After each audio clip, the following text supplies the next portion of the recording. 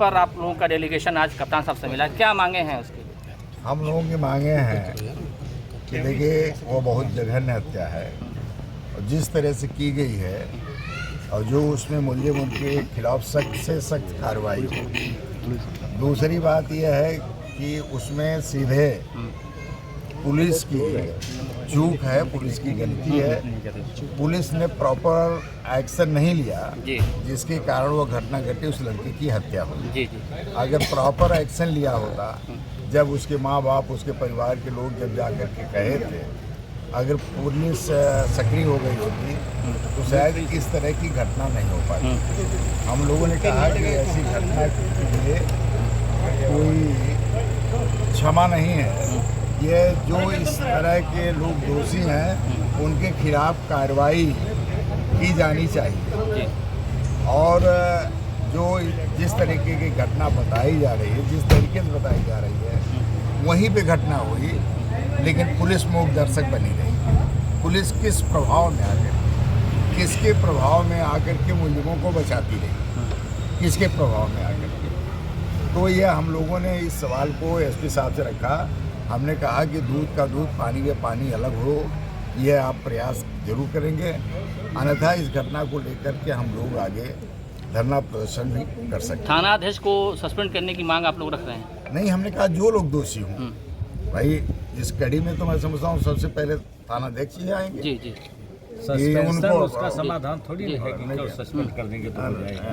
नहीं, तो उसमें मूल रूप से हमारा ये कहना है कि जो इसमें कार्रवाई इसमें होनी चाहिए। और दूसरा, हम लोगों ने पूरे जनपद में जो थानों पर घोर भ्रष्टाचार हो रहा है, उस भ्रष्टाचार को रोकने की बात कहा। परेशान तो जनता हो रही है, लूट तो जनता रही है, तो हम लोगों ने कहा कि अगर आप निश्चित तौर पर, हम लोग जैसा अखबारों में पढ़े हैं, जो आपका सोशल मीडिया पे आ रहा है, तो उसके हिसाब से वो ज़मीन पे दिखना भी चाहिए। इस तरह की अपेक्षा हम लोगों ने किया है।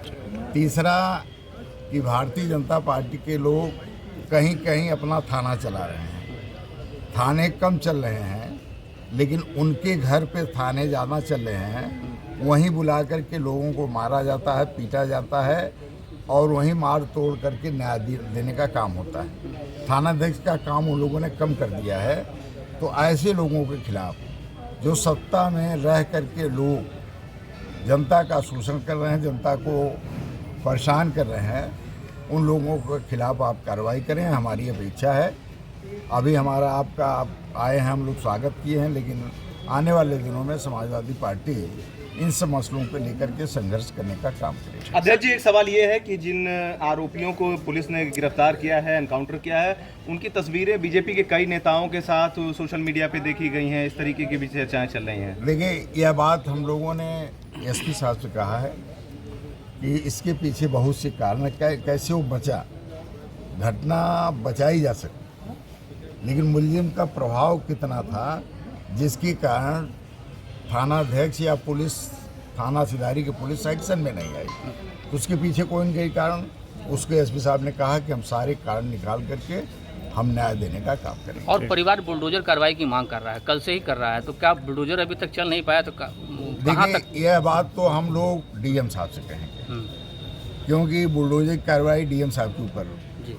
अभी हाल में भावापुर में एक मामूली सी घटना थी जिसमें माइनॉरिटी के घर को गिरा दिया गया।